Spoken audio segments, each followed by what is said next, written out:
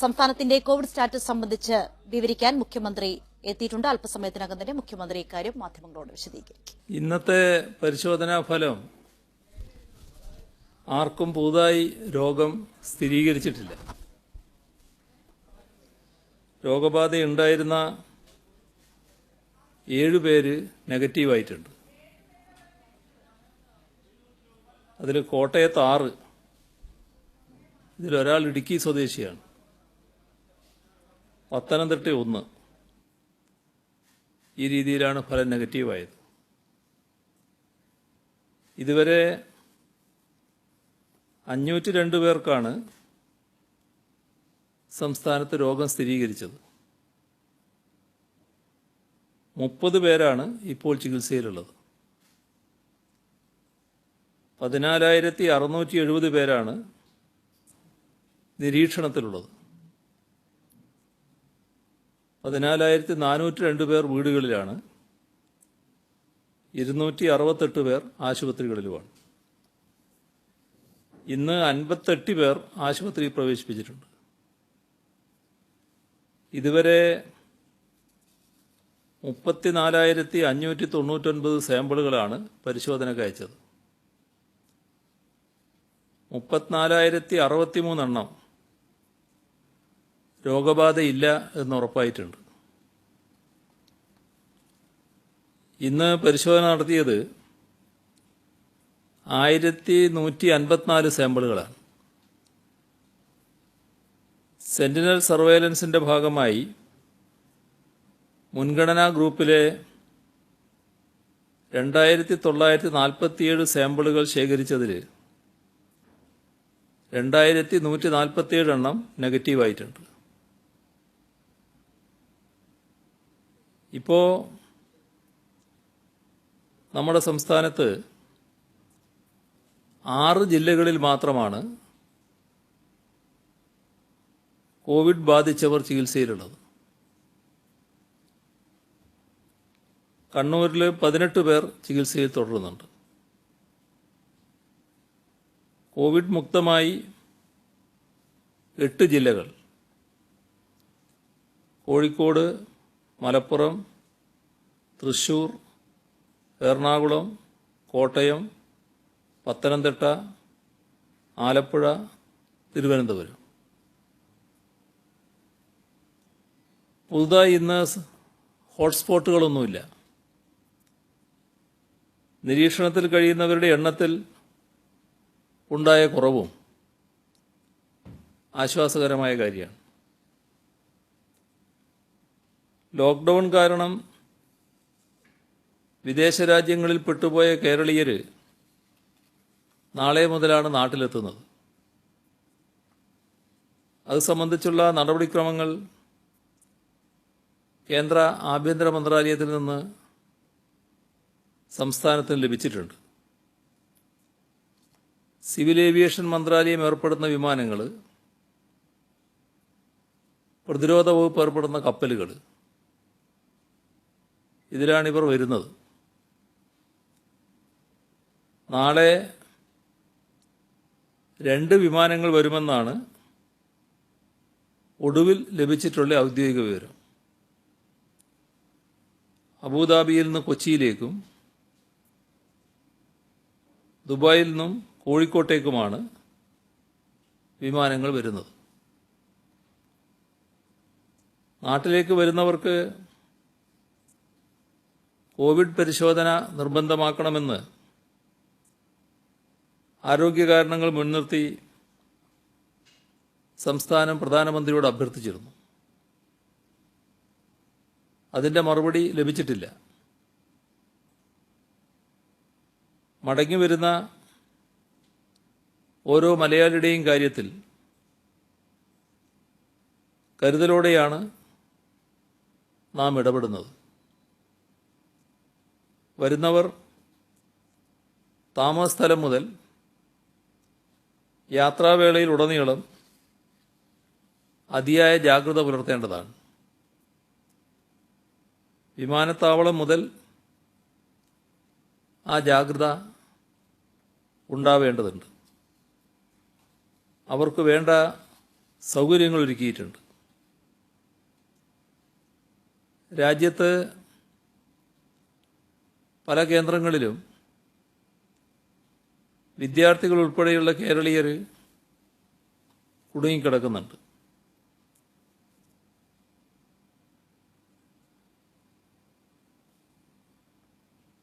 ദില്ലി ജാമിയ മിലിയ സർവകലാശാലയിലെ മലയാളി വിദ്യാർത്ഥികൾ അവർക്ക് ലഭിച്ച ഒരു നിർദ്ദേശം ഈ മാസം 15-ന് മുൻപ് ഹോസ്റ്റലുകൾ ഒഴിയണമെന്നാണ്. അത് നിരീക്ഷണ കേന്ദ്രങ്ങളാക്കാൻ വേണ്ടിയാണെന്ന്. പെൺകുട്ടികളടക്കം 40 വിദ്യാർത്ഥികളുണ്ട്. ഇതൊരു ഉദാഹരണം മാത്രമാണ്. ഇത്തരമൊരു സാഹചര്യത്തിലാണ് ഡൽഹി, പഞ്ചാബ്, ഹിമാചൽ പ്രദേശ്, ഹരിയാന എന്നീ സംസ്ഥാനങ്ങളിൽ ലോക്ക്ഡൗൺ കാരണം കുടുങ്ങിപ്പോയ വിദ്യാർത്ഥികളെ കേരളത്തിലെത്തിക്കാനുള്ള ഊർജിതമായ ശ്രമം സർക്കാർ നടത്തുന്നത്. പ്രത്യേക നോൺ സ്റ്റോപ്പ് ട്രെയിനിൽ ഇവരെ കേരളത്തിലേക്ക് എത്തിക്കാൻ കഴിയണമെന്നാണ് ആവശ്യം. അതുമായി ബന്ധപ്പെട്ട് ഈ 4 സംസ്ഥാനങ്ങളിലെയും മുഖ്യമന്ത്രിമാർക്ക് കത്തയച്ചിട്ടുണ്ട്. സർക്കാരിന് ലഭിച്ച കണക്കുകളനുസരിച്ച് 1200ഓളം മലയാളി വിദ്യാർത്ഥികൾ തിരിച്ചു വരാനായി ഈ 4 സംസ്ഥാനങ്ങളിലുണ്ട്. 723 പേര് ഡൽഹിയിലുണ്ട്. 348 പേര് പഞ്ചാബിൽ, 89 പേര് ഹരിയാനയിൽ, ഹിമാചലിൽ 17 പേര്. അപ്പോൾ ഡൽഹിയിൽ നിന്ന് സ്പെഷ്യൽ ട്രെയിൻ ഏർപ്പെടുത്തിയാൽ മറ്റ് സംസ്ഥാനങ്ങളിൽ നിന്നുള്ള വിദ്യാർത്ഥികൾ ഡൽഹിയിലെത്തി യാത്ര ആരംഭിക്കാൻ പറ്റും. ഇത്തരത്തിൽ ഉള്ള ബന്ധപ്പെടലാണ് സംസ്ഥാനങ്ങളുമായി നടത്തുന്നത്. ഇത് സംബന്ധിച്ച് റെയിൽവേയുമായി ഔപചാരികമായി ബന്ധപ്പെടാൻ ഡൽഹി മുഖ്യമന്ത്രിയോട് അഭ്യർത്ഥിച്ചിട്ടുണ്ട്. പ്രത്യേക ട്രെയിനിൻ്റെ തീയതി ലഭിക്കുമ്പോൾ അതിനനുസരിച്ച് വിദ്യാർത്ഥികളെ മുഴുവൻ ഡൽഹിയിലേക്ക് എത്തിക്കാൻ ഈ വിവിധ സംസ്ഥാനങ്ങളുമായി ബന്ധപ്പെടും. കേന്ദ്ര ഗവൺമെൻറ്റുമായും ഈ കാര്യത്തിൽ ആശയവിനിമയം നടത്തുന്നുണ്ട്. ഇതര സംസ്ഥാനങ്ങളിൽ നിന്ന് കേരളത്തിലേക്ക് ഇതുവരെ എത്തിയവർ 6802 പേരാണ്.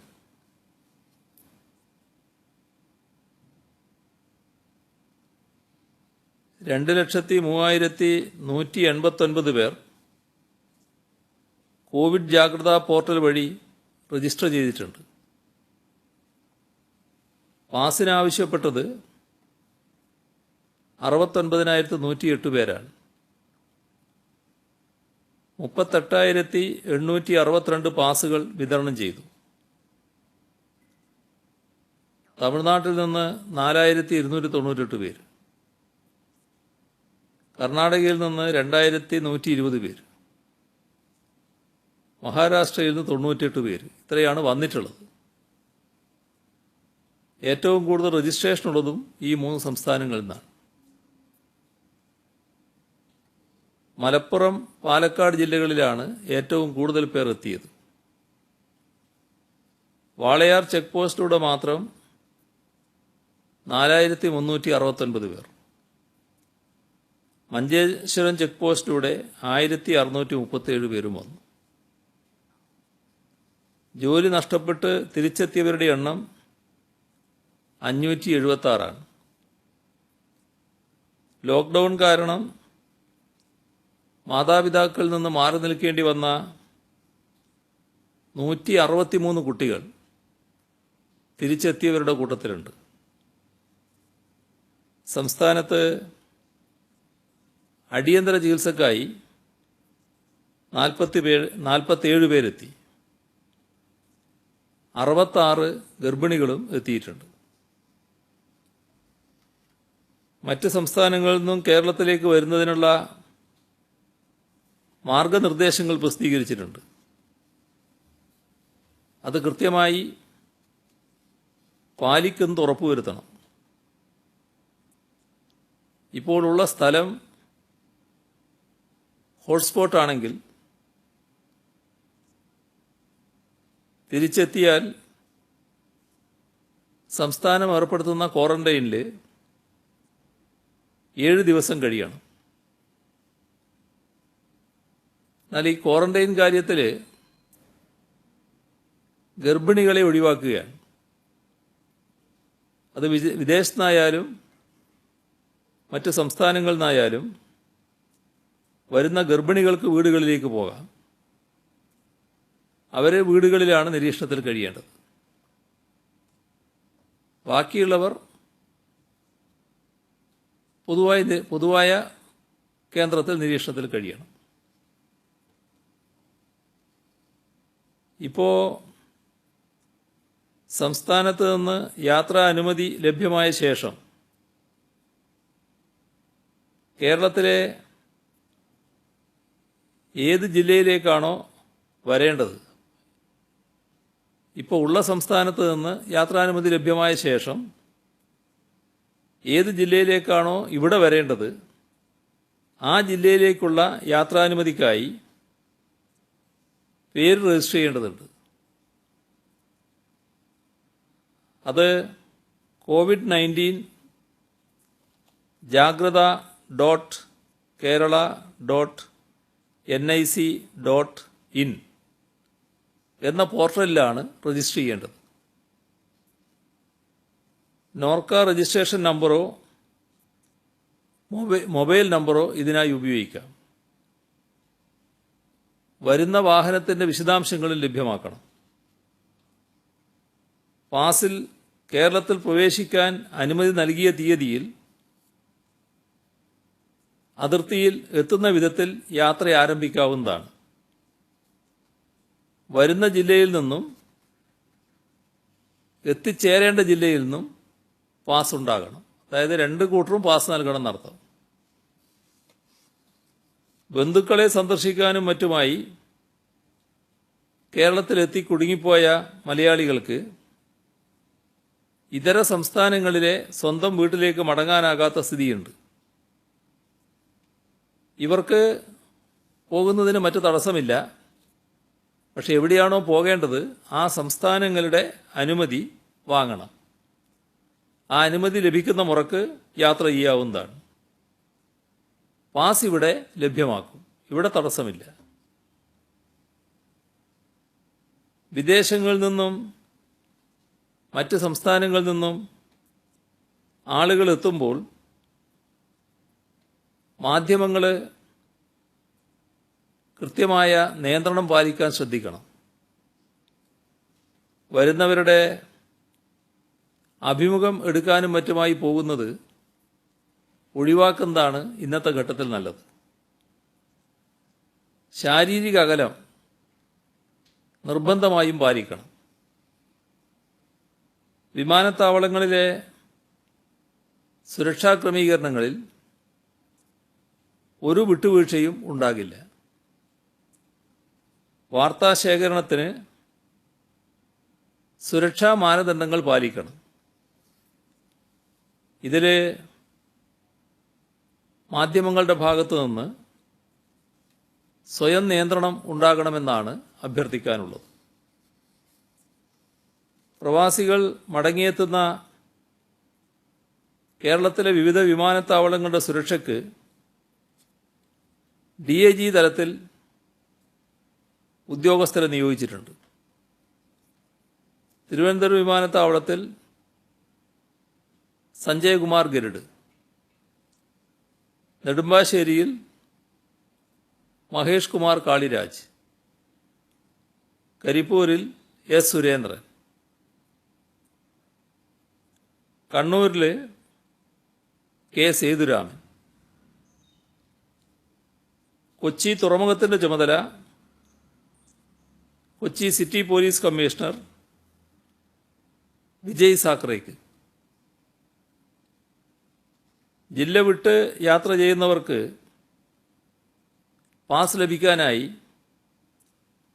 അതത് പോലീസ് സ്റ്റേഷനിലാണ് ബന്ധപ്പെടേണ്ടത് എന്ന് നേരത്തെ വ്യക്തമാക്കിയിരുന്നു.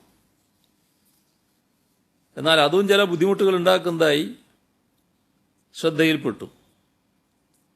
അപ്പോൾ പാസ് ലഭിക്കുന്നതിനായി ഓൺലൈൻ സംവിധാനം ഏർപ്പെടുത്തിയിരിക്കുകയാണ്.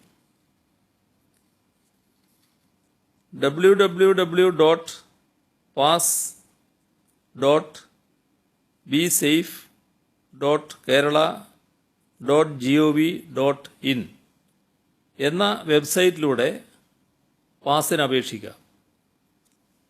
അപേക്ഷകരുടെ മൊബൈൽ ഫോണിലേക്ക് പാസിൻ്റെ ലിങ്ക് ലഭിക്കും. രോഗപ്രതിരോധത്തിൻ്റെയും ജാഗ്രതയുടെയും 1.5 മാസക്കാലമാണ് നാം പിന്നിട്ടത്. എന്നാൽ ലോക്ക്ഡൗൺ ലംഘനവും ജാഗ്രതയില്ലായ്മയും ഇപ്പോഴും പ്രകടമാകുന്നുണ്ട്. ശാരീരിക അകലം പാലിക്കാത്ത ഇടപെടലുകളും ഉണ്ടാകുന്നു. സംസ്ഥാനത്ത് നിയമലംഘനത്തിൻ്റെ പേരിലും ജാഗ്രതക്കുറവിൻ്റെ പേരിലും ഒരു കേസും ഉണ്ടാകാത്ത ദിനങ്ങളാണ് ഇനിയുണ്ടാകേണ്ടത്. പോലീസ് കർക്കശ നിലപാടെടുക്കുമ്പോൾ പരാതികൾ സ്വാഭാവികമാണ്. പോലീസിനെ അത്തരമൊരു നിലപാടിലേക്ക് നയിക്കാത്ത സമീപനം പൊതുവെ സ്വീകരിക്കേണ്ടതുണ്ട്. കണ്ടെയ്ൻമെൻറ് സോണുകളിലെ ലോക്ക്ഡൗൺ ലംഘനം കർശനമായി തന്നെ നേരിടും. വാളയാറിൽ മറ്റ് സംസ്ഥാനങ്ങളിൽ നിന്ന് വരുന്നവരുടെ വൻ തിരക്കാണ് അനുഭവപ്പെടുന്നത്. വാഹനങ്ങളുടെ നീണ്ട നിര ഉണ്ടാകുന്നു. പരിശോധനകൾ വേഗത്തിലാക്കാൻ നിർദ്ദേശം നൽകിയിട്ടുണ്ട്. നാടുകാണി ചുരം വഴി കേരളത്തിലേക്ക് പ്രവേശിക്കാൻ അനുമതി നൽകണമെന്ന ആവശ്യം പ്രാദേശികമായി ഉയർന്നിട്ടുണ്ട്. കർണാടകയിൽ നിന്നും ഊട്ടിയിൽ നിന്നും മലപ്പുറത്തേക്കെത്താൻ ഇപ്പോൾ 150 കിലോമീറ്റർ ചുറ്റണം എന്നാണ് പരാതി. ഇക്കാര്യത്തിൽ കർണാടക സർക്കാരുമായി ബന്ധപ്പെട്ട് പരിഹാരം കാണാൻ ശ്രമിക്കും.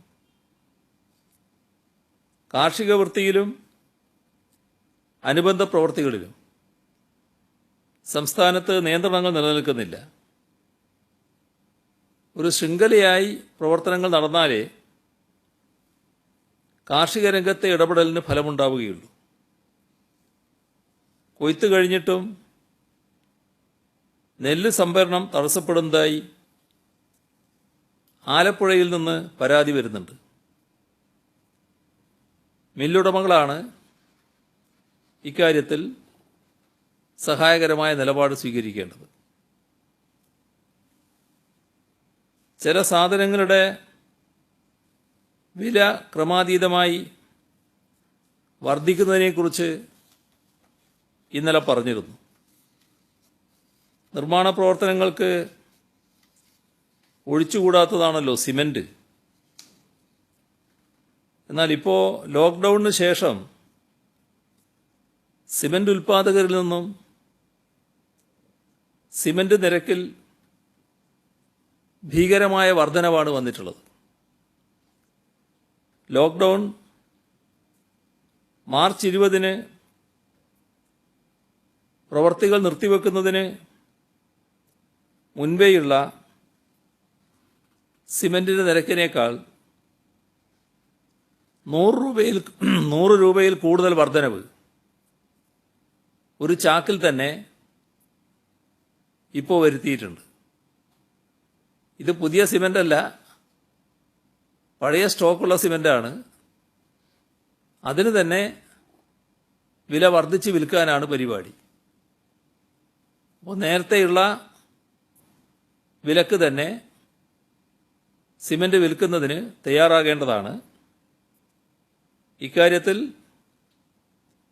ഉൽപ്പാദകരാണോ ഇവിടെയുള്ള ഡീലർമാരാണോ ആരായാലും വില വർദ്ധിപ്പിക്കാതെയുള്ള സമീപനം ഈ ഘട്ടത്തിൽ സ്വീകരിക്കേണ്ടതാണ്. അപ്പോൾ അതിനാവശ്യമായ നടപടികൾ സ്വീകരിക്കുകയും ചെയ്യും. ലോക്ക്ഡൗൺ കാരണം നിലച്ചുപോയ പരീക്ഷകളുണ്ട്. ഇപ്പോൾ 10, +1, +2 ക്ലാസ്സുകളിലെ അവശേഷിക്കുന്ന പൊതുപരീക്ഷകൾ മെയ് 21-നും 29-നും ഇടയിൽ പൂർത്തീകരിക്കാനുള്ള ക്രമീകരണങ്ങളാണ് പൊതുവിദ്യാഭ്യാസ വകുപ്പ് ഒരുക്കുന്നത്. പൂർത്തിയായ പരീക്ഷകളുടെ മൂല്യനിർണ്ണയം മെയ് 13-ന് ആരംഭിക്കുകയും ചെയ്യും. പ്രൈമറി, അപ്പർ പ്രൈമറി തലങ്ങളിലെ 81,609 അധ്യാപകർക്ക് അധ്യാപക പരിശീലനം ഓൺലൈനായി ലോക്ക്ഡൗൺ പ്രഖ്യാപിക്കുന്നതിന് മുൻപ് തന്നെ ആരംഭിച്ചിരുന്നു. ഇത് പൂർത്തിയാക്കും. ഇതിനു പുറമെ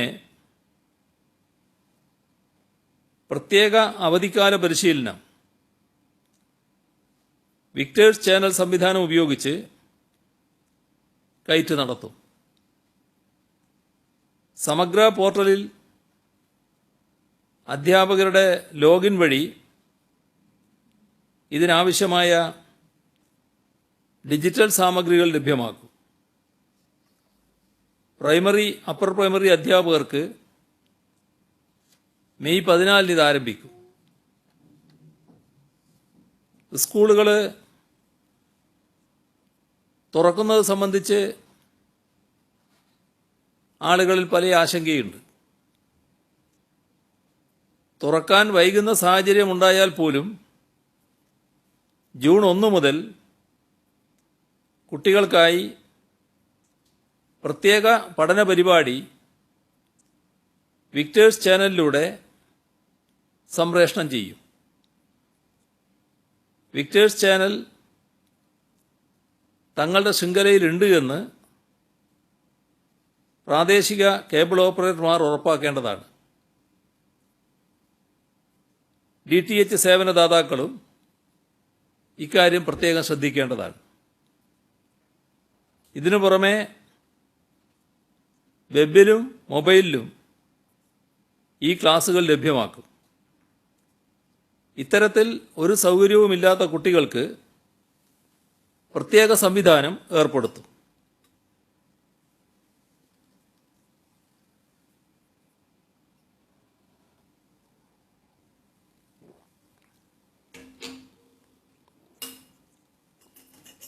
ഹൈടെക് പദ്ധതിയുടെ ഭാഗമായി വിന്യസിച്ചിട്ടുള്ള ലക്ഷക്കണക്കിന് ഉപകരണങ്ങളുടെ പരിപാലനം സ്കൂളുകൾ ഉറപ്പുവരുത്തേണ്ടതുണ്ട്. മഴക്കാലമാണ് വരുന്നത്. ആ സാഹചര്യത്തിൽ ഇതിൽ പ്രത്യേക ശ്രദ്ധ വേണ്ടതാണ്. 2225 ട്രക്കുകൾ ചരക്കുമായി ഇന്നലെ നമ്മുടെ സംസ്ഥാനത്തേക്ക് വന്നിട്ടുണ്ട്. ചരക്ക് നീക്കം സാധാരണ നില പ്രാപിക്കുന്നു. ലോക്ക്ഡൗൺ സമയത്ത് ഭക്ഷണം കിട്ടാതെ വലയാൻ പാടില്ല എന്ന ഉദ്ദേശത്തോടെ അശരണർക്കായി പോലീസിന് നേതൃത്വം നടത്തിയ ഭക്ഷണ വിതരണ പരിപാടി 4,44,573 ഭക്ഷണപ്പൊതികളും 29,030 കുടുംബങ്ങൾക്ക് ഭക്ഷ്യധാന്യ കിറ്റുകളും വിതരണം ചെയ്തിട്ടുണ്ട്. തിരുവനന്തപുരത്ത് മാത്രമായി തുടങ്ങിയ പരിപാടിയായിരുന്നു ആദ്യം. അത് കേരളമൊട്ടാകെ വ്യാപിപ്പിച്ച് 24 അടുക്കളകളിലൂടെയാണ് ഭക്ഷണം വിതരണം ചെയ്തത്. സ്റ്റുഡന്റ് പോലീസ് കേഡറ്റ്, ഏതാനും സന്നദ്ധ സംഘടനകൾ, വ്യക്തികൾ എന്നിവരുടെ സഹകരണത്തോടെയാണ് ഒരു വയർ ഊട്ടാം എന്ന ഈ പദ്ധതി നടപ്പാക്കിയത്. ലോക്ക്ഡൌൺ കാലത്ത് ആശുപത്രിയിൽ രക്തം ലഭിക്കുന്നത് ഉറപ്പാക്കാൻ ജീവധാര എന്ന പേരിൽ ഒരു പദ്ധതിക്ക് സ്റ്റുഡന്റ് പോലീസ് കേഡറ്റ് രൂപം നൽകി. ഇതുവഴി 3 ലക്ഷം പേരാണ് രക്തം ദാനം ചെയ്യാൻ കേരളത്തിൽ സന്നദ്ധരായത്. ഇത് 10 ലക്ഷമാക്കുകയാണ് ലക്ഷ്യം. കേഡറ്റുമാരുടെ മാതാപിതാക്കളും ബന്ധുക്കളുമാണ് രക്തം ദാനം ചെയ്യാൻ മുന്നോട്ട് വന്നത്. സംസ്ഥാനത്തെ കാർഷിക ഉൽപാദന വർധനവിനുള്ള പദ്ധതിയുമായി ബന്ധപ്പെട്ട് നാളെ തദ്ദേശ സ്വയംഭരണ സ്ഥാപനങ്ങളിലെ ഭാരവാഹികളുമായി ആശയവിനിമയം നടത്തും. വിക്ടേഴ്സ് ചാനലിലൂടെയാണ് അവരോട് സംസാരിക്കുക. നമ്മുടെ സംസ്ഥാനത്ത് മദ്യനിരോധനം നടപ്പാക്കാൻ പോവുകയാണോ എന്ന് ഇന്നലെ നിങ്ങൾ ചിലർ അന്വേഷിച്ചിരുന്നു. ഏതായാലും അങ്ങനെ ഉദ്ദേശിക്കുന്നില്ല എന്ന് ഇന്നലെ തന്നെ പറഞ്ഞിരുന്നു. ഒരു കാര്യം ഇപ്പോൾ തുടങ്ങുകയാണ്. നമ്മുടെ ചെത്തുതൊഴിലാളികൾ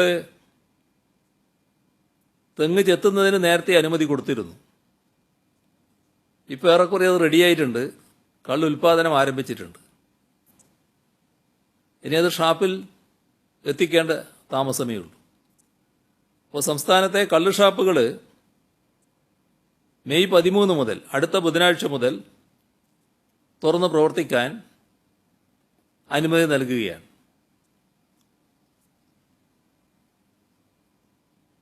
കോവിഡ്-19 വ്യാപനത്തിൻ്റെയും പ്രതിരോധ പ്രവർത്തനങ്ങളുടെയും പശ്ചാത്തലത്തിൽ മന്ത്രിസഭയുടെ 4ാം വാർഷികാഘോഷ പരിപാടി ഈ മെയ് മാസത്തിലാണ് നടക്കേണ്ടത്. ആ പരിപാടികൾ ഉപേക്ഷിക്കാൻ ഇന്ന് ചേർന്ന മന്ത്രിസഭാ യോഗം തീരുമാനിച്ചിട്ടുണ്ട്. കോവിഡ് പ്രതിരോധവുമായി ബന്ധപ്പെട്ട് ദുരിതാശ്വാസ നിധിയിലേക്കും ഇതര പ്രവർത്തനങ്ങൾക്കും ജനങ്ങൾ ഉദാരമായ സഹായമാണ് നൽകുന്നത്. ക്ഷേമ പെൻഷൻ പറ്റുന്ന വയോജനങ്ങൾ മുതൽ കൈനീട്ടവും സക്കാത്തും കിട്ടുന്ന കുഞ്ഞുങ്ങൾ വരെ സഹായവുമായി മുന്നോട്ട് വരുന്നു. അതിൽ പ്രധാനപ്പെട്ട പല സഹായങ്ങളും ഇവിടെ വാർത്താസമ്മേളനത്തിൽ വായിക്കുന്നത് ഏതൊക്കെ മേഖലകളിൽ നിന്നാണ് സഹായങ്ങൾ എത്തുന്നത് എന്ന് ജനങ്ങളാകെ അറിയാനാണ്. എന്നാൽ ഇത്തരമൊരു വാർത്താസമ്മേളനത്തിൻ്റെ നല്ല ഭാഗം സഹായങ്ങളെക്കുറിച്ച് മാത്രം പറയുന്നത് എന്നും തുടരാനാവില്ല. അതുകൊണ്ട് തന്നെ ലഭ്യമായ ചില സഹായങ്ങളെക്കുറിച്ച് മാത്രമേ ഇന്ന് പരാമർശിക്കുന്നുള്ളൂ. ഉമ്മന്നൂർ സ്വദേശിയും സൗദി അറേബ്യയിൽ പ്രവാസിയുമായ ജോർജ് ഡാനിയലും ഭാര്യയും അധ്യാപികയുമായ മിനി ജോർജും സൗജന്യമായി ഉഷസ് ലോഡ്ജ് പ്രവാസികൾക്ക് വേണ്ടി ക്വാറന്റൈൻ സൗകര്യം ഏർപ്പെടുത്തി. PPE കിറ്റ് വാങ്ങാൻ 1,20,000 രൂപ KAL ആരോഗ്യ വകുപ്പിന് നൽകി. സർക്കാരിൻ്റെ ആഹ്വാനമനുസരിച്ച് കാർഷിക സ്വയം പര്യാപ്തത കൈവരിക്കാൻ കേരളത്തിൽ 10,000 കൃഷിയിടങ്ങൾ ഒരുക്കുന്ന പദ്ധതിക്ക് AIYF തുടക്കം കുറിച്ചു. World vision and RR Donnelly India private limited Kerala പോലീസിനും ആരോഗ്യവകുപ്പിനും സാനിറ്റൈസർ, ഗ്ലൗസ്, മാസ്ക് എന്നിവ കൈമാറി. ദുരിതാശ്വാസ നിധി പലരും സംഭാവന ചെയ്തിട്ടുണ്ട്. ചില പേരുകൾ മാത്രമാണ് ഇന്ന് പറയുന്നത്. എന്നാൽ ആ ചിലതും കുറച്ചധികമാണ് എന്നുള്ളതാണ് വസ്തുത. കെ സോമപ്രസാദ് MP 1,00,000 രൂപ, മുൻ MP P രാജീവ് 27,000 രൂപ, A മുകേഷ് MLA ശമ്പളത്തിന് പുറമെ 1,50,000 രൂപ, മുൻ MLA അഡ്വക്കേറ്റ് ആന്റണി രാജു 1,00,000 രൂപ, മുൻ MLA AK പത്മനാഭൻ 50,000 രൂപ, പുന്നപ്ര വയലാർ സമരസേനാനി VK ഭാസ്കരൻ സ്വാതന്ത്ര്യസമര പെൻഷൻ തുക, കൂത്തുപറമ്പ് രക്തസാക്ഷി KV റോഷന്റെ മാതാവ് നാരായണി 2 മാസത്തെ ക്ഷേമ പെൻഷൻ തുക, കേരള കർഷക സംഘം 2ാം ഗഡു 22,10,000 രൂപ, 5 ലക്ഷം രൂപ നേരത്തെ നൽകിയിരുന്നു. ദുരിതാശ്വാസ നിധിയിലേക്ക് സംഭാവന നൽകാൻ ആവശ്യപ്പെട്ട് യുവജന കമ്മീഷൻ ഫേസ്ബുക്ക് ക്യാമ്പയിൻ നടത്തുന്നുണ്ട്. 2 ദിവസം കൊണ്ട് 3 ലക്ഷത്തോളം രൂപയാണ് കമ്മീഷൻ സമാഹരിച്ചത്. ബഹ്റിനിലെ VKL ഗ്രൂപ്പ് കമ്പനിയുടെ മാനേജിംഗ് ഡയറക്ടർ വർഗീസ് കുര്യൻ 1 കോടി, ട്രാവൻകൂർ കൊച്ചിൻ കെമിക്കൽസ് 50 ലക്ഷം, ബേപ്പൂർ സർവീസ് സഹകരണ ബാങ്ക് 44,50,000 രൂപ, ഫറൂഖ് സർവീസ് സഹകരണ ബാങ്ക് 44 ലക്ഷം, രാമനാട്ടുകര സർവീസ് സഹകരണ ബാങ്ക് 40 ലക്ഷം, കോഴിക്കോട് സിറ്റി സർവീസ് സഹകരണ ബാങ്ക് 35,25,800, കോഴിക്കോട് ടൗൺ സർവീസ് സഹകരണ bank 35,03,000,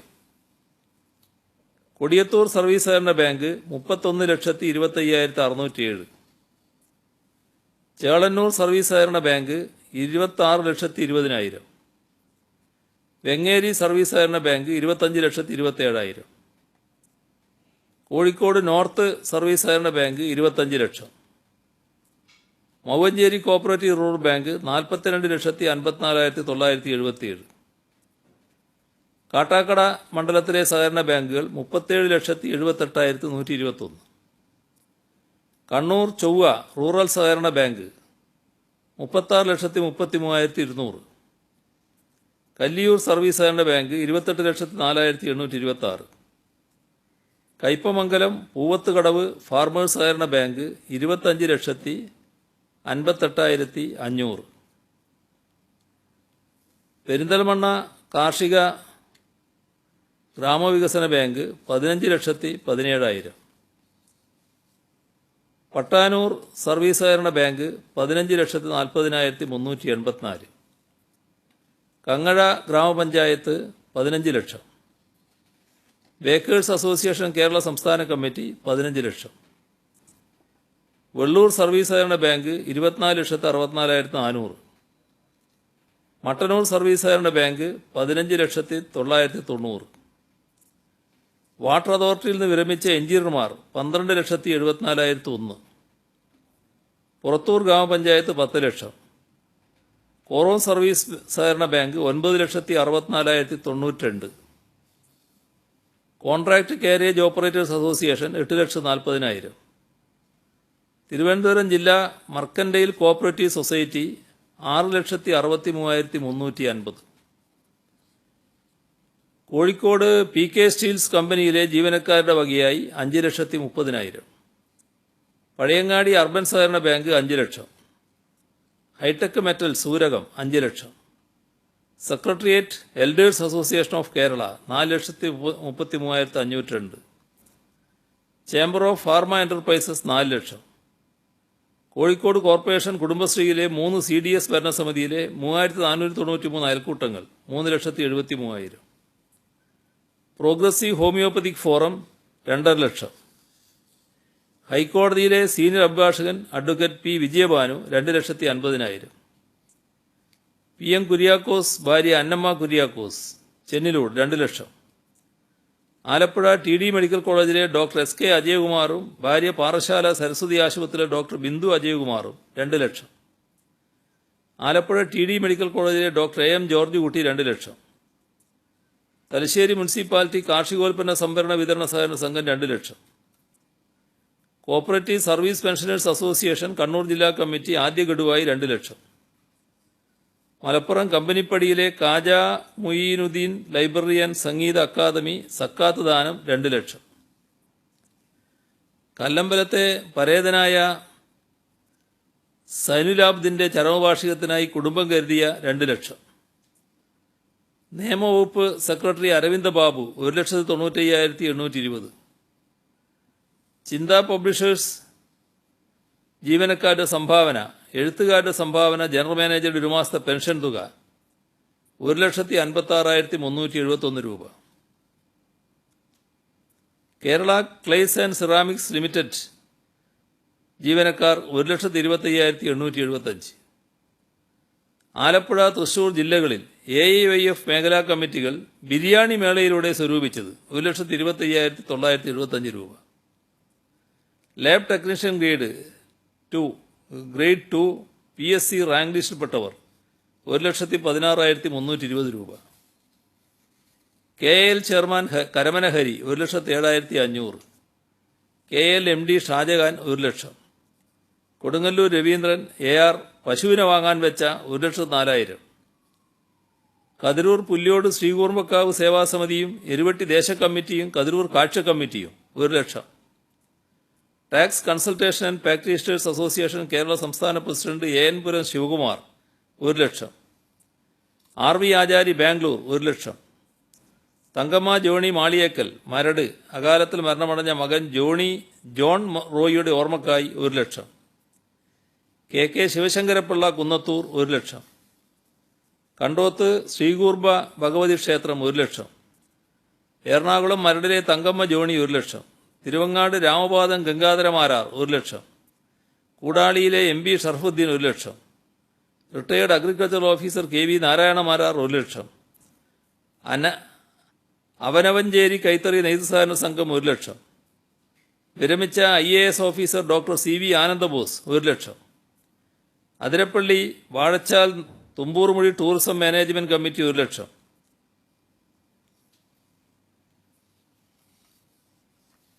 Thalayolaparambu Piyatha Bhavan executive director sister Mary Lucy സ്വർണമാല.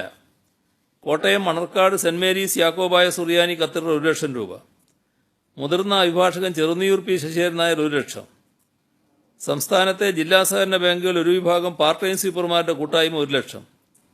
Kasaragod Chengala സ്വദേശി മാധവൻ പാടി 1 ലക്ഷം.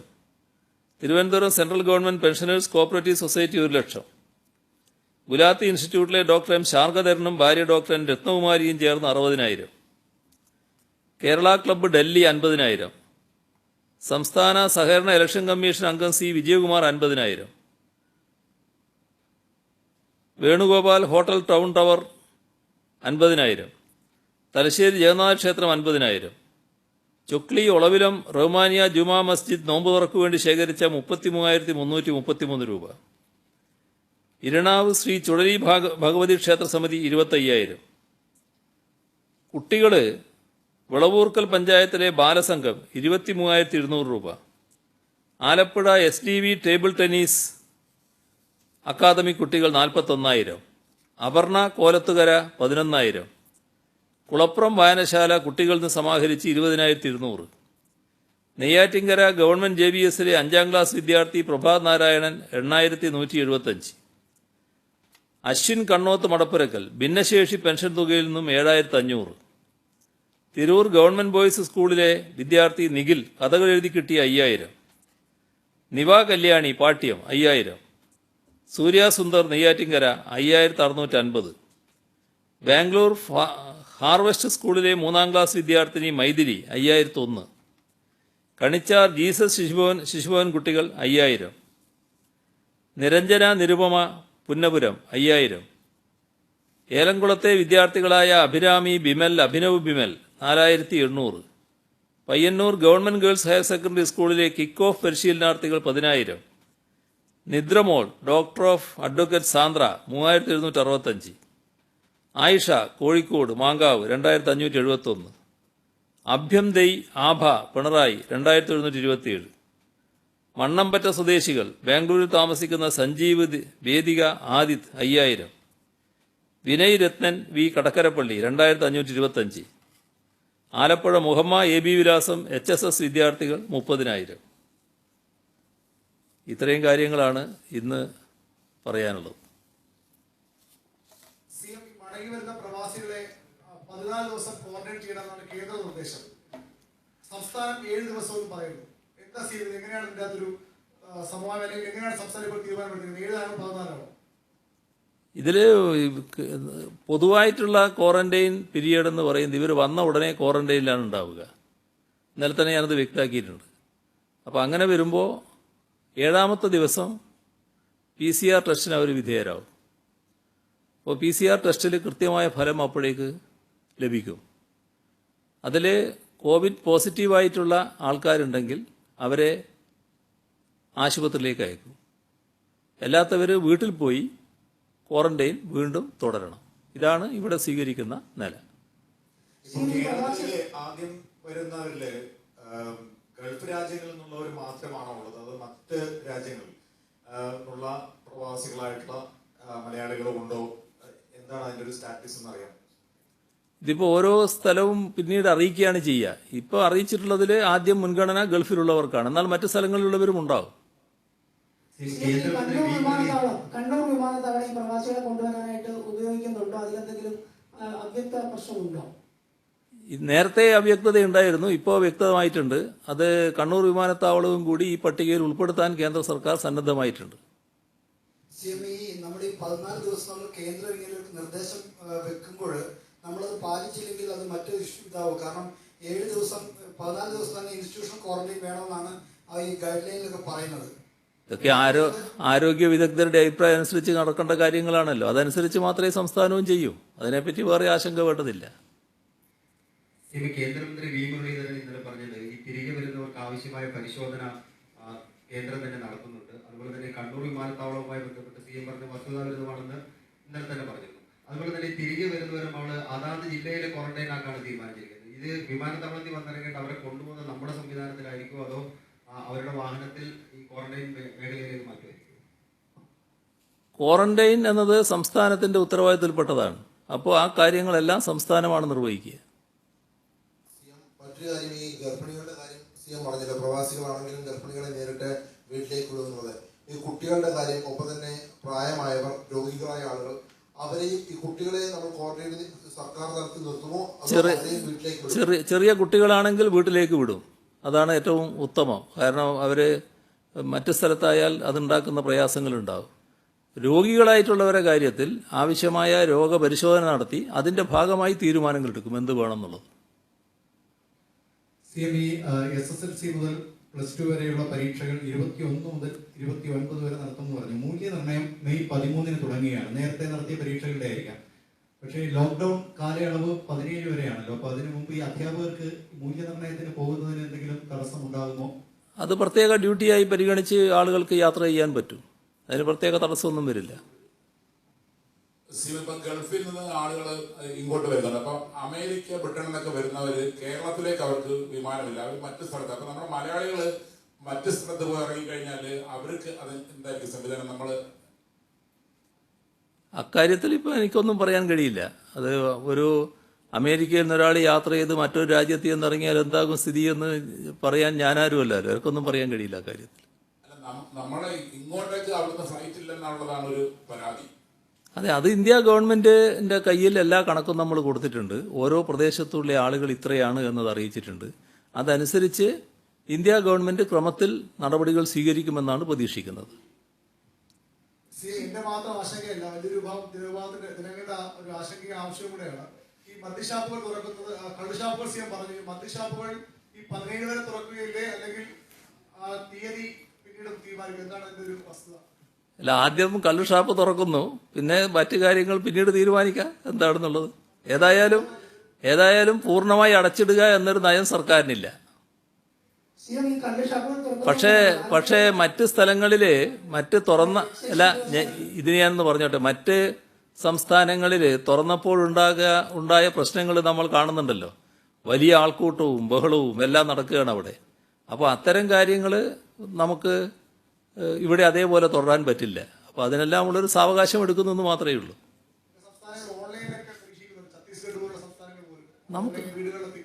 നമുക്ക് നോക്കാം എന്തൊക്കെയാണ് പറ്റുക. ഈ കള്ളച്ചെത്ത് തൊഴിലാളികള് ഈ തെങ്ങിൽ കയറാനൊക്കെ പോകുമ്പോൾ എക്സൈസ് ഉദ്യോഗസ്ഥർ തടയുന്നുണ്ട്. ഇപ്പം സി എം പറഞ്ഞു 13-ാം തീയതി മുതൽ കള്ളുഷാപ്പ് തുറക്കുന്നു. പക്ഷേ തെങ്ങിൽ കയറാൻ പോലും അനുവദിക്കുന്നില്ല എന്ന പരാതി ആലപ്പുഴയിൽ നിന്ന് പ്രത്യേകിച്ച് വരുന്നുണ്ട്. എക്സൈസ് ഉദ്യോഗസ്ഥർ തടയുന്നുള്ള പരാതിയാണ് പ്രധാനമായും വരുന്നത്. അങ്ങനെ ഒരു പരാതി സർക്കാരിന്റെ ശ്രദ്ധയിലില്ല. സർക്കാരിന്റെ ശ്രദ്ധയിലുള്ളത് നേരത്തെ തെങ്ങ് ചെത്താൻ അനുവദിച്ചു. ആ തെങ്ങ് ചെത്താൻ അനുവദിച്ച തീയതി മുതൽ ചെത്തു തൊഴിലാളികൾ തെങ്ങ് ചെത്തിയിട്ടുണ്ട്. അതിപ്പോൾ കള്ളാകുന്ന നില വന്നിട്ടുണ്ട്. കുറച്ച് ആഴ്ച പിടിക്കും തെങ്ങ് ചെത്തി കള്ളാവുന്നതിന്. നേരത്തെ നമ്മൾ ലോക്ക്ഡൌൺ തുടങ്ങുന്ന ഘട്ടത്തിൽ തെങ്ങിന്റെ കെട്ടറക്കാൻ വേണ്ടി പറഞ്ഞിരുന്നു. അതുകൊണ്ട് തെങ്ങിന്റെ കൊലയുടെ കെട്ടൊക്കെ അറുത്ത് കള്ള് ഉൽപ്പാദനം നിർത്തിവെച്ചിരുന്നു. ഇപ്പോൾ അത് വീണ്ടും തുടങ്ങാൻ പറഞ്ഞപ്പോൾ തൊഴിലാളികൾ തുടങ്ങുന്നതിന് നടപടികൾ സ്വീകരിച്ചു. ഇനി അത് കള്ളുഷാപ്പിൽ എത്തിയില്ലെങ്കിൽ വലിയ തോതിലുള്ള പ്രശ്നമാവും. അതുകൊണ്ടാണ് കള്ളുഷാപ്പ് ഈ 13-ാം തീയതി തുറക്കാമെന്ന് വെച്ചിട്ടുള്ളത്.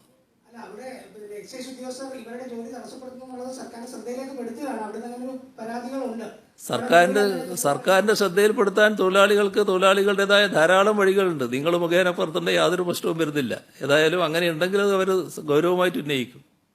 സിമന്റിന്റെ വില വർദ്ധിക്കുന്നതിനെ കുറിച്ച് പറഞ്ഞു, വർദ്ധിപ്പിച്ചുകൊണ്ടിരിക്കുന്നു.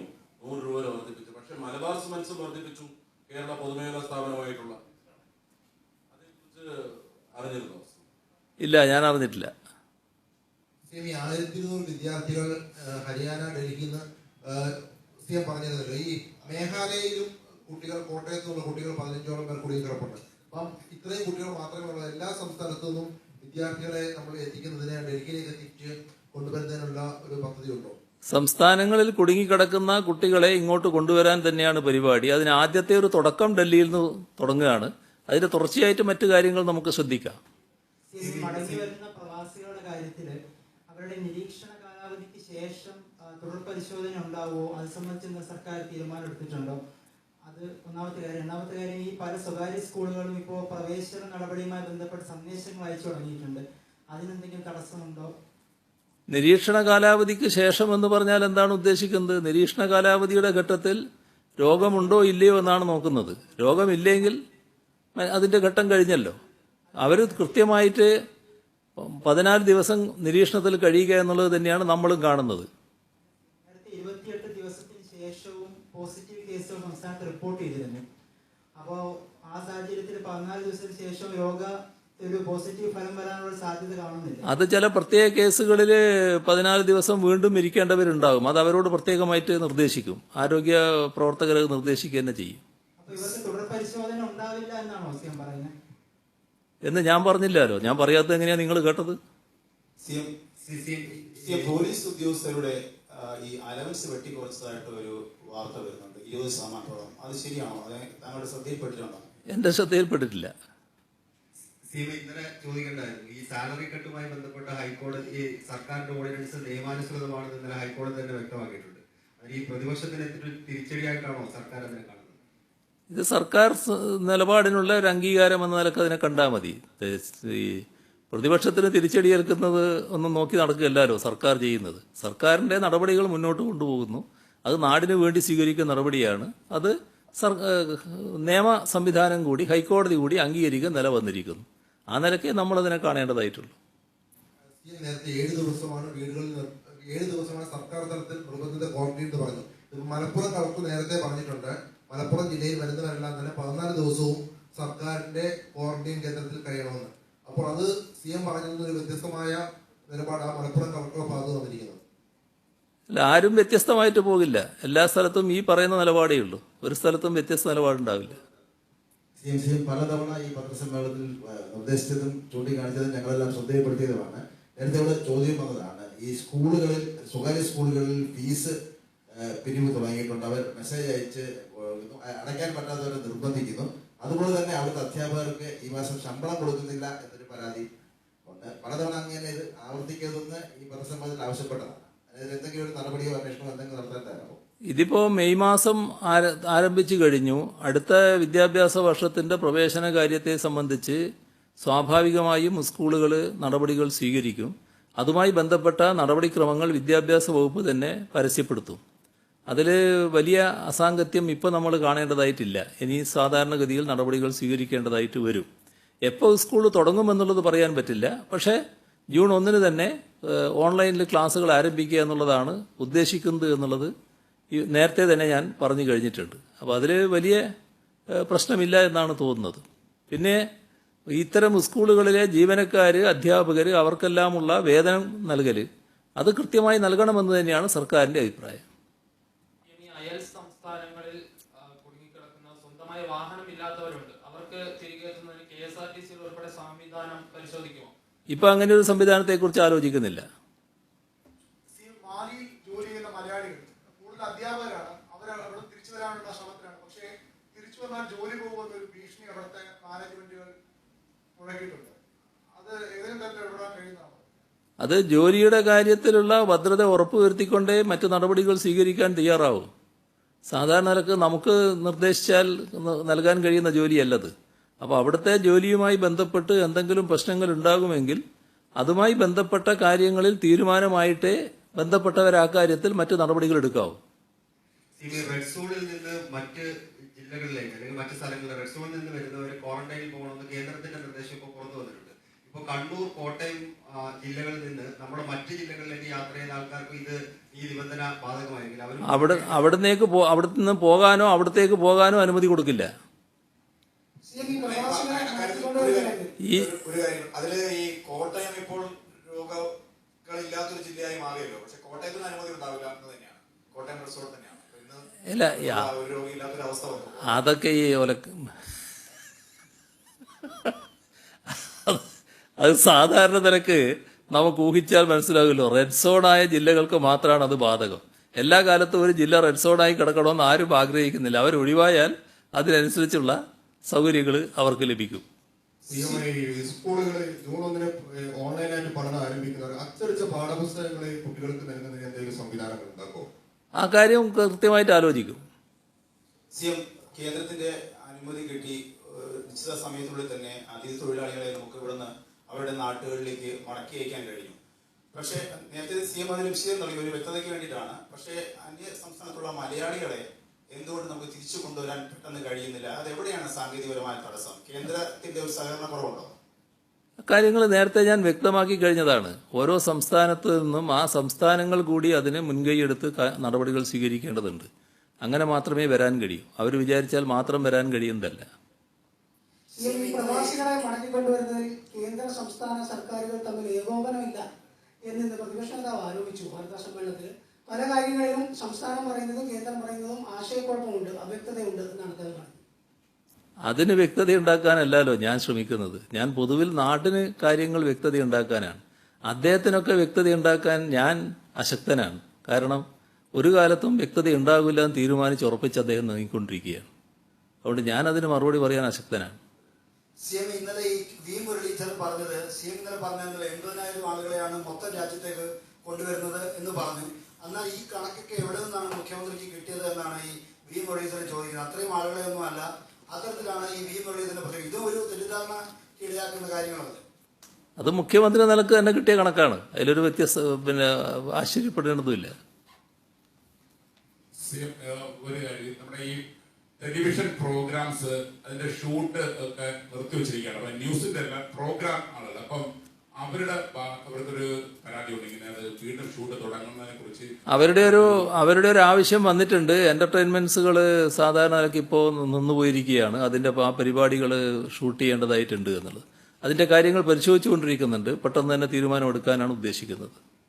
ഈ ലോക്ക്ഡൌൺ കാലാവധി 17 വരെ റെസ്റ്റോറന്റുകളെല്ലാം അടച്ചിട്ടിരിക്കുകയാണ്. അവിടെ പാഴ്സൽ മാത്രമേ അനുവദിക്കുന്നുള്ളൂ. റെസ്റ്റോറന്റുകളിൽ ഇരുന്ന് കഴിക്കാനുള്ള സംവിധാനമില്ല. പക്ഷേ പക്ഷെ 13-ാം തീയതി നമ്മൾ കള്ളുഷാപ്പ് തുറക്കുമ്പോൾ ഈ കള്ളുഷാപ്പുകളിൽ ഇത് ഇരുന്ന് കഴിക്കാനുള്ള സംവിധാനം ഉണ്ടാവുമോ? അത് നമുക്ക് ആലോചിച്ച് പറയാം എന്താന്ന്. ഈ മൊറട്ടോറിയം നമ്മൾ പ്രഖ്യാപിച്ചിട്ട് പല ബാങ്കുകളും മൊറട്ടോറിയം അനുവദിക്കുന്നുണ്ട്. പക്ഷേ ഈ ബജാജ് ഫിനാൻസ് പോലുള്ള സ്ഥാപനങ്ങൾ ഇപ്പോഴും ആൾക്കാരിൽ നിന്ന് പൈസ പിടിക്കുന്നതെന്ന് പരാതി പല ആൾക്കാരും ഉന്നയിക്കുന്നുണ്ട്. അത് SLPCയുമായി ബന്ധപ്പെട്ട് നമ്മൾ ഏതെങ്കിലും തരത്തിൽ അതൊന്ന് ശ്രദ്ധയിൽപ്പെടുത്താൻ ശ്രമിക്കും. മൊറട്ടോറിയവുമായി ബന്ധപ്പെട്ട പല പ്രശ്നങ്ങളും നമ്മൾ ആഗ്രഹിക്കുന്ന തരത്തിൽ വന്നിട്ടില്ല എന്നുള്ളത് വസ്തുതയാണ്. അത് തുറന്നും ബന്ധപ്പെട്ടുകൊണ്ടിരിക്കുകയാണ്. CMI കേന്ദ്രമന്ത്രി V മുരളീധരന്റെ കാര്യത്തിൽ നേരത്തെ താങ്കൾ പറഞ്ഞു CMന് ലഭിച്ച വിവരമാണെന്നുള്ളത്. അദ്ദേഹം അക്കാര്യത്തിൽ മാത്രമല്ല, വിമാനം കയറുന്നതിന് മുമ്പ് ആ രാജ്യങ്ങളിൽ പരിശോധന നിർബന്ധമാണ്, മുഖ്യമന്ത്രി അക്കാര്യത്തിൽ തെറ്റിദ്ധരിപ്പിക്കുകയാണെന്നുള്ള നിലയിലും അദ്ദേഹം പരാമർശം നടത്തി. ഒരു കേന്ദ്ര വിദേശകാര്യ സഹമന്ത്രിയാണ് അദ്ദേഹം. ഇതിനെ ഒരു ഒന്നുകിൽ CM ഈ വസ്തുതകൾ അദ്ദേഹം പറയും പോലെ അറിയാതെയാണോ, അതോ അദ്ദേഹം ഒരു രാഷ്ട്രീയപരമായ എന്തെങ്കിലും നേട്ടത്തിന് വേണ്ടിയാണോ ഇത്തരം ആരോപണങ്ങൾ ഉന്നയിക്കുന്നത്? ഞാൻ അതിനെക്കുറിച്ച് കൂടുതൽ പറയാത്തതുകൊണ്ടാണ്, നേരത്തെ നിങ്ങൾ പറഞ്ഞത് എൻ്റെ ശ്രദ്ധയിൽപ്പെടാത്തതുകൊണ്ടല്ല ഞാൻ പറയാതിരുന്നത്. അത് എല്ലാവരും സ്വയം അവകാശരാകാതിരിക്കാൻ ശ്രദ്ധിക്കുന്നത് നല്ലതാണ്.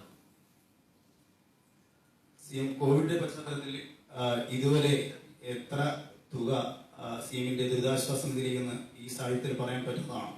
ഞാൻ പറഞ്ഞല്ലോ, എൻ്റെ കയ്യിൽ അതിൻ്റെ കണക്കില്ല. പക്ഷെ നിങ്ങൾ തന്നെ പ്രസിദ്ധീകരിച്ച കണ്ടല്ലോ ഒരു ദിവസം ഒരു വാർത്തയിൽ ഇത്രയാണെന്നുള്ളത്.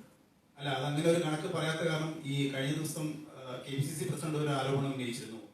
ഈ അന്യസംസ്ഥാന തൊഴിലാളികൾക്ക് യാത്രാ തുക കൊടുക്കുന്നതിനെക്കാട്ടിലും അത് ഈ മുഖ്യമന്ത്രിയുടെ ദുരിതാശ്വാസ നിധിയിലേക്ക് കൊടുത്തുകൂടി എന്ന് ചോദിച്ചപ്പോൾ പറഞ്ഞു അങ്ങനെ ദൂർത്തടിക്കാൻ കൊടുക്കാൻ കഴിയില്ല, അതിന് പ്രളയത്തിന്റെ കണക്ക് പോലും ഇതുവരെ പുറത്തു പറഞ്ഞിട്ടില്ല, അതുകൊണ്ട് ദൂർത്തടിക്കാൻ കൊടുക്കാൻ കാശില്ലെന്നാണ് പറയുന്നത്. ഞാൻ അതിനൊന്നും മറുപടി പറയാനല്ലല്ലോ ഇപ്പോൾ ഇരിക്കുന്നത്. മറുപടി അത് നേരത്തെ പറഞ്ഞു കഴിഞ്ഞതാണ്. ഇപ്പം ഞാൻ അത്തരം കാര്യങ്ങൾക്ക് മറുപടി പറയാനല്ല ഇരിക്കുന്നത്. ഇതൊന്നും നാട്ടിൽ വിലപ്പോകുന്ന കാര്യമല്ല എന്നത് ആ പറയുന്നവരൊക്കെ മനസ്സിലാക്കിയാൽ നല്ലത്. ശരി, അപ്പോൾ നമ്മൾ നാളെ കാണില്ല, മറ്റന്നാൾ കാണാം. സംസ്ഥാനത്തിന്റെ നിലവിലെ കോവിഡ് സ്റ്റാറ്റസ് സംബന്ധിച്ച് മാധ്യമങ്ങളോട് സംസാരിക്കുകയായിരുന്നു മുഖ്യമന്ത്രി പിണറായി വിജയൻ. സംസ്ഥാനത്തെ സംബന്ധിച്ചിടത്തോളം ഇന്ന് ആശ്വാസ ദിനമാണ്. പുതിയ കോവിഡ് കേസുകൾ ഇല്ല. 7 പേർ ഇന്ന് രോഗമുക്തി നേടി. കോട്ടയത്ത് 6 പേരും പത്തനംതിട്ടയിൽ ഒരാൾക്കുമാണ് രോഗം ഭേദമായത്. ഇതുവരെ സംസ്ഥാനത്ത് 502 പേർക്കാണ് രോഗം സ്ഥിരീകരിച്ചിട്ടുള്ളത്. നിലവിൽ ചികിത്സയിലുള്ളത് 30 പേരാണ്. 14,670 പേർ നിരീക്ഷണത്തിലുണ്ട്. ഇന്ന് മാത്രം 58 പേരെ ആശുപത്രിയിലേക്കും പ്രവേശിപ്പിക്കുകയും ചെയ്തിട്ടുണ്ട്. മറ്റൊരു പ്രധാനപ്പെട്ട കാര്യം, ലോക്ഡൌൺ കാരണം വിദേശ രാജ്യങ്ങളിൽ പെട്ടുപോയ കേരളീയർ നാളെ മുതൽ നാട്ടിലെത്തും. അത് സംബന്ധിച്ചുള്ള നടപടിക്രമങ്ങൾ കേന്ദ്ര ആഭ്യന്തര മന്ത്രാലയത്തിൽ നിന്നും സംസ്ഥാനത്തിന് ലഭിച്ചിട്ടുണ്ട് എന്ന് മുഖ്യമന്ത്രി മാധ്യമങ്ങളോട് പറഞ്ഞു. സിവിൽ ഏവിയേഷൻ മന്ത്രാലയം ഏർപ്പെടുത്തിയ വിമാനങ്ങൾ, പ്രതിരോധ വകുപ്പ് ഏർപ്പെടുത്തുന്ന കപ്പലുകൾ എന്നിവയിലാണ് പ്രവാസികൾ നാട്ടിലേക്ക് മടങ്ങുന്നത്.